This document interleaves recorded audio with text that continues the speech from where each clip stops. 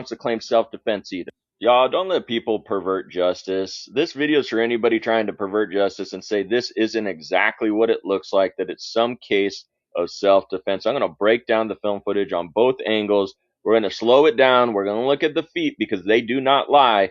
This ICE officer was on the left side of that vehicle throughout the entire episode. As I slow this down, you're going to want to look at the feet. You're going to look at that tire. You're going to look at the feet. This is at the time that he made that first shot. You can see the glass is breaking. He shoots, and his feet are there to the left of that tire.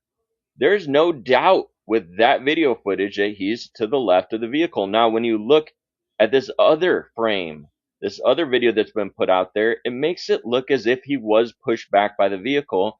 But when you run them simultaneously, you are going to see that this guy was to the side of the vehicle. He was not in danger. And in fact, he slips on ice. And we're going to look at the proof that people were slipping on ice out there. It makes it look as if his body was somehow moved by the vehicle. But you see the first officer slips. He also slips as the vehicle starts. You're going to see this other officer slips right there, and he gets helped by his comrade. This is not the case that people are trying to make it out to be, where they say that this is some self-defense. And you look at this officer as he's walking there to the vehicle to check her out, and as he's walking back, I've heard people say he was limping. No, he wasn't. He walked back just fine.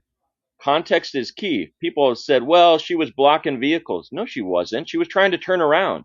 She told that other car to go. She told the ICE vehicle to also go so she could turn around.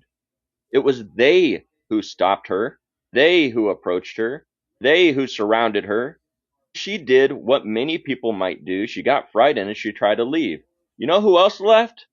You know what's consciousness of guilt? You know who left the crime scene? The guy who pulled the trigger. He left the crime scene before the ambulance came, before the help came. He got out of Dodge pretty